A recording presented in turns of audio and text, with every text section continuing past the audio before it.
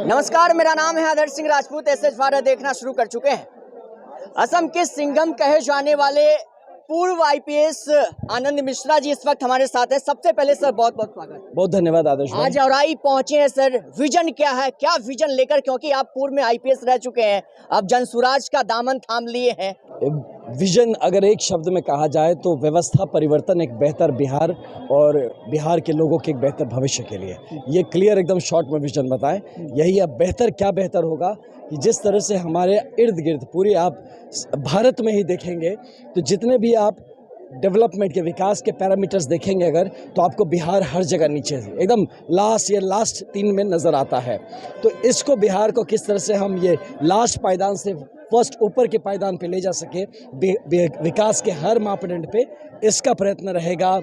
जनसुराज प्रयत्न रहेगा एक बेहतर सही मायने में जनता का जो सुंदर राज, मतलब एक गुड गवर्नेंस, जो कहता है सही गवर्नेंस क्या होता है, जहाँ पे कि हमारे लोगों को अवसर मिलेगा उनकी काबिलियत के हिसाब से आगे बढ़ने का और अपने आप को स्थापित करने का। जब हमारे लोगों की ज़िंदगियां बेहतर होगी, बिहार स्वयं उसमें बेहतर हो जाएगा। अच्छा, एक सवाल जो युवा सेंसेशन है वो जानना चाहता है, क्या कारण रहा कि एक यूथ आईपीएस ऑफिसर जो असम में ऑलरेडी लॉ एंड ऑर्डर को अच्छे से पालन कर रहे थे, पूरा सिंघम नाम से आप सुप्रसिद्ध थे, फेमस थे, जनसुराज का दामन क्यों थामना पड़ा? ये हमारे दर्शक जानना। क्योंकि यही चीज़ जो आपने कह दिया, जवाब भी आपके सवाल में है कि जिस लिए मैं वहाँ जाना चाहता था, वही चीज़ मुझे यहाँ पे बिहार की राजनीति के माध्यम से बिहार को देना है। बेहतर नहीं, बेहतरीन नहीं, बेस्ट जो कहते हैं ना, सबसे उम्दा कानून व्यवस्था, जो वो धरातल बनेगा बिहार के विकास के लिए। ये तो नहीं कि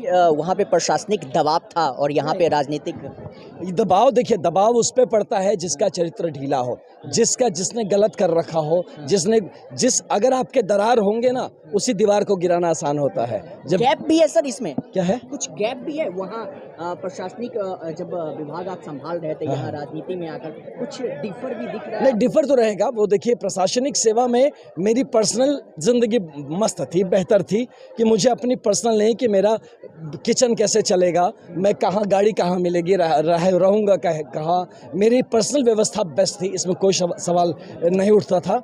और प्लस मेरा जो भी काम करना था उसमें काफ़ी हमें कानून की तरफ से प्रोटेक्शन मिला रहता है। अब मैं एकदम खुले में आ गया हूँ, नहीं वो सारी व्यवस्था है मेरे पास और नहीं वो प्रोटेक्शन है।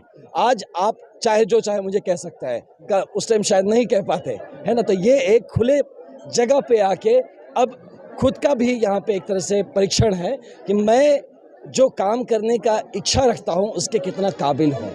तो मेरा पर्सनल परीक्षण इसमें हो जाएगा। लेकिन ये ज़रूर मानता हूँ कि वहाँ पे जितना भी हो, एक दायरे के अंदर मैं था, उसके बाहर मैं काम नहीं कर सकता था। यहाँ कोई दायरा नहीं है, यहाँ आसमान खुला हुआ है। बस एक ही दायरा है कि जो करे समाज, बिहार और हमारे बिहार के लोगों के हित में करे। आप बिहार को बदलने चले हैं, युवा को बदलने चले हैं, युवा कैसे माने? क्योंकि बहुत सारी पार्टियां जो है ऐसी ही युवा को ठगा। आप देख ही रहे हैं बिहार की उन्नति, बिहार की विकास कहाँ पे जा रहा है, कितना ग्राउंड पे है, कितना कागजात पे, वो सभी आपके समक्ष है सर। आप कैसे इसको बदलने में कायम? आदर्श भाई, मैं आपको बताऊं, हम युवा को बदलने नहीं चले, हम आपको आपकी ताकत का एहसास दिला रहे हैं। बदलना तो खुद ही आपको है। हम जैसे लाखों आदमी भी आके युवा को कुछ नहीं हम भला कर सकते जब तक युवा ना समझ जाए कि वो ठगा जा रहा है। जब युवा इतनी बार क्यों ठगा जा रहा है? क्योंकि उसको समझ ही में नहीं आ रहा कि वो ठगा जा रहा है। हम आपको ये नहीं कह रहे कि आप आइए अब हमसे ठगा जाइए, हम आपको समझा रहे कि भाई साहब आप ठगे जा रहे हैं, ये कारण रहे हैं, ये आपकी ताकत है, इसको पहचानिए। हमने तो कभी कहा नहीं कि आपने जनसुराज को वोट दीजिए, हम तो ये कहते हैं कि आप अपनी ताकत को पहचानिए, अपनी दुर्दशा की अवस्था को समझिए और फिर देखिए कि आपके सामने विकल्प क्या खड़े हैं। अगर आपको लगता है तब कि जनसुराज आपके लिए बेहतर विकल्प हो सकता है, तभी आप जनसुराज के साथ। 2025 चुनाव सर पर है, जनसुराज ये 2 अक्टूबर को पार्टी में तब्दील हो जाएगी। क्या लग रहा है, कितना सीट लेकर बिहार में? ये ज़रूर एक 243 सीटों पे हम लड़ेंगे। और ये ध्यान रखिए, हम जैसे योद्धा जुड़े हैं इसमें जो हर लड़ाई जीतने के लिए लड़ते हैं। कितना सीट मांगते हैं सर? कितना? 243 सीट मांग रहे हैं। 243 पूरे पे कौन सीट हारने के लिए लड़ेंगे आप बताइए? तो कौन लड़ेगा? आप परीक्षा देते हैं हारने के लिए? और सारी जो पार्टियां वो दावा नहीं, तो हम दावा नहीं कर रहे, हम क्या कह रहे हैं कि हम 243 सीट 243 सीट जीतने के लिए लड़ेंगे।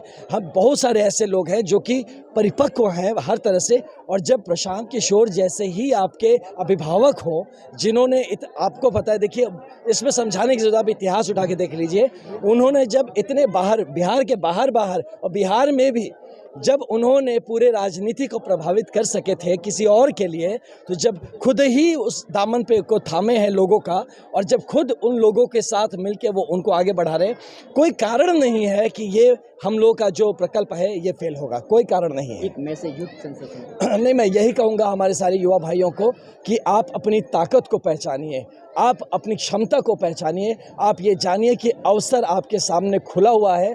अगर ये अवसर आपको खुद के लिए चाहिए तो अपना नेतृत्व खुद करने के लिए आगे बढ़िए, साहस दिखाइए। अगर आपको संगठन और किसी तरह के संसाधन की जरूरत है तो हम सारे भाई आपके लिए खड़े हैं। या एक आईपीएस जिसको फाइट करने के लिए, जो जॉब पाने के लिए युवा जो है दिन रात मेहनत करते हैं, घर से दूर जाकर कहीं अन्य राज्यों में। और जरा देखिए भैया, इतनी बड़ी पद को त्याग करके, सेक्रीफाइस करके जनसुराज का इन्होंने दामन थाम लिया और आज बिहार को बदलने में लगे हैं। आप इस तस्वीर से क्या सीखे, क्या सोचते हैं, कमेंट बिल्कुल कीजिएगा। बाकी असम का सिंघम कहे जाते हैं आनंद मिश्रा जी इस वक्त हमारे साथ थे, बातचीत कर रहे थे।